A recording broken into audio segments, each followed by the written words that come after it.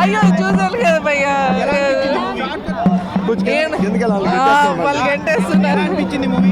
Movie చాలా బాగుంది భయ్య. కొంచెం మైక్స్ కింద పెట్టండి భయ్య.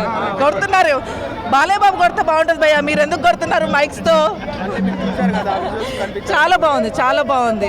త్రిశూలంతో సీన్స్ కావచ్చు, తాండవం కావచ్చు, లాస్ట్లో శివుడు డ్యాన్స్ చేస్తాడు చూడు భయ్య, మైండ్ బ్లాక్ అయిపోతుంది. అంటే దేవుణ్ణి రియల్గా చూస్తే ఎలా అనిపిస్తుందో అంత బాగుంది. ఏదో ఎలివేషన్ ఇస్తున్నారు వీళ్ళు మైక్ పెట్టగానే అని అనుకోకండి బాబు.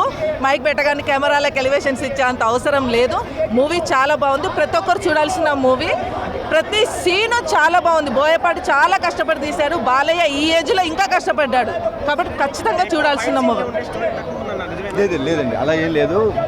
ఫైట్స్ ఉన్నాయి, సేమ్ టైం స్టోరీ ఉంది, మదర్ సెంటిమెంట్ ఉంది, వాళ్ళ డాటర్ సెంటిమెంట్ ఉంది, మొత్తం ఓవరాల్గా అన్నీ బాగున్నాయి. అది అంటే ఇప్పుడు దాకా మనం అసలు ఇమాజిన్ కూడా చేయలేము. అది కొత్తగా వెరైటీగా ఉంది. అది మమ్మీ బాయ్ అనుకుంటాం కానీ బాబా చాలా బాగా చేస్తారు. ఎవరు మమ్మీ బాయ్ కాకుండా బాలయ్య బాయ్? అవును, నందమూరి బాయ్ తమన్ చాలా బాగా. చాలా బోయపాటికి బాలయ్య బాబుకి ఎంత సింక్ అవుతుందో ఈ మూవీతో చూడొచ్చండి. చాలా బాగుంది మూవీ, బాగుంది భయ్య. గూస్ బంప్స్ వచ్చినాయి. అలా కూడా దిష్టి తీస్తారా అని ఓ దాదాపు ఒక 5-6 తలలు అలా నరికేసి ఉంటారు. Thank you so much.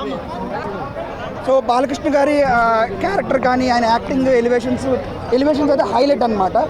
Graphics అది కూడా ఎక్కువ యూజ్ చేశారు. అండ్ కాన్ఫ్లిక్ట్ పెద్దది అవడం వల్ల ఏంటంటే మనకి అవన్నీ నచ్చుతాయి. అలా ఉంటే బాగుంటుంది అనుకుంటాను. ఆ సినిమా ల్యాగ్ అంటే మేబీ కొంచెం మాస్ ఎలిమెంట్స్ ఎక్స్పెక్ట్ చేసిన వాళ్ళకి అనిపించవచ్చు, కానీ మీకు సెకండ్ హాఫ్లో మదర్ క్యారెక్టర్కి ఆర్క్ కంప్లీట్ చేశారనమాట. ఫస్ట్ హాఫ్లో దాన్ని ఓపెన్గా వదిలేస్తారు. మనకు కూడా ఏంటంటే అఖండ మీద కొంత అరే అమ్మని ఇలా వదిలేశాడు ఏంటంటే కోపం ఉంటుంది. అది అఖండ 2లో కంప్లీట్ చేశాడు అనమాట. అది జస్టిఫైడ్ అంటే అది కావాలి, లేకపోతే మనకు ఆ వెలితుండిపోతుంది అనమాట. సో ఆ క్యారెక్టరు ఆర్క్ కంప్లీట్ చేశాడు. అండ్ మీకు ఫస్ట్ బాలకృష్ణ ఉంటారు కదా, ఆయనది కూడా ఫస్ట్ హాఫ్లో ఎలివేషన్స్ కానీ ఫైట్స్ కానీ బాగుంటాయి.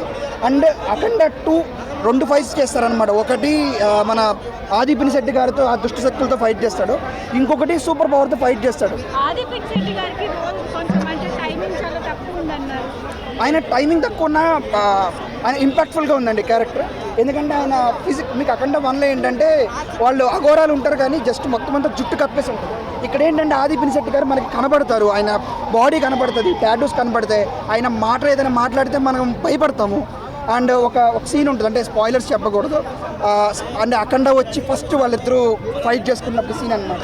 దానికి ఏంటంటే ఆది పినిశెట్టి లాగా డైలాగ్స్ చెప్పి మనం మొహం చూసి గుర్తుపట్టే వాళ్ళు అయితే బాగుంటుంది. ఆయన బాగా చేశారు.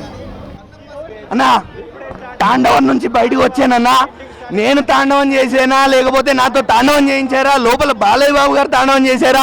బోయపాటి గారు తాండవం చేయించారా? తమనన్న తాండవం చేయించారా? ఈ తాండవం చేసిన వాళ్ళు ఎవరు, చేయించిన వాళ్ళు ఎవరు నాకేం అర్థం కావట్లేదన్నా. నేను ఒకటే చెప్తా, జనాలందరూ వెళ్ళి సినిమా చూడండి. మీకు ఒకటే మెసేజ్ సినిమా ద్వారా, దైవాన్ని మర్చిపోకండి. మన దైవాన్ని మనం కాపాడుకోవాలి. మన సనాతన ధర్మం, మన హైందవ ధర్మం గురించి మనమే మాట్లాడుకోవాలి, మనమే చెప్పుకోవాలి. ఇది ఒక్కటి మాత్రం స్ట్రాంగ్గా చూపించగలిగారు బోయపాటి గారు. హ్యాట్స్ ఆఫ్ మీకు. బాలయ్య బాబు గారు రుద్రగణంగా పంచభూతాల్ని ఆధీనంలో పెట్టుకొని ఒక అఘోరాలాగా నడుస్తూ వస్తుంటే నిజంగానే అఘోరాల మధ్యలోకి మనం వచ్చేసావా లేదా అఘోరానే మన ముందుకు వచ్చేసాడా అన్నట్టుందన్న.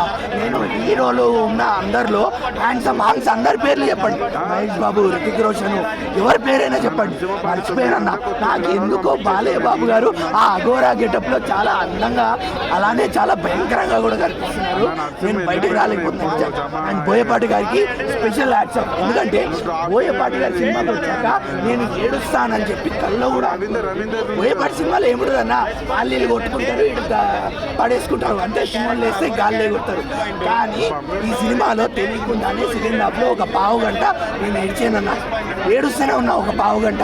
హ్యాట్స్ ఆఫ్ అన్న. ఎందుకు అంటే అమ్మ సెంటిమెంట్ అనేది చాలా బ్యూటిఫుల్గా వర్కౌట్ అయింది. ఫస్ట్ పార్ట్లో మనం చూసాం తల్లికి కొడుకు దూరం అయితే ఎలా ఉంటుంది ఆ బాధ అనేది. అది సెకండ్ పార్ట్లో కూడా కంటిన్యూ చేశారు. ఇంకా నందమూరి తమనన్నా గుర్తుపోయిందనా అన్నా, స్పీకర్లు పగిలిపోయారన్న న్యూస్లు విన్నాం కదా, స్పీకర్లు కాదు ఈసారి చెవులు పగులుతాయి, చెవుల నుంచి రక్తాలు కారుతాయి. అలా ఉంది బీజిఎం, అలా ఉంది మొత్తం మ్యూజిక్, పాటలు అన్నీ వెనక వేదాల బ్యాక్గ్రౌండ్ మ్యూజిక్ నడుస్తూ ఉంటుంది. ఎస్పెషల్లీ ఎలాంటి సీన్లలో అంటే హనుమంతుల వారు కనిపిస్తారు, శివయ్య కనిపిస్తాడు, తర్వాత రాముడు కనిపిస్తాడు, నరసింహస్వామి కనిపిస్తాడు.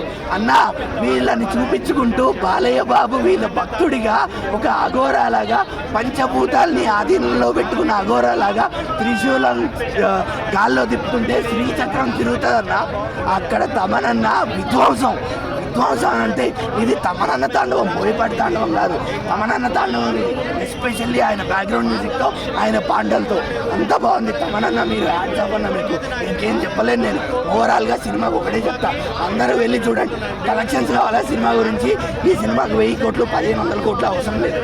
భారతదేశంలో ఉన్న 150 కోట్ల మంది గుండెల్లోకి సినిమా వెళ్తే చాలు.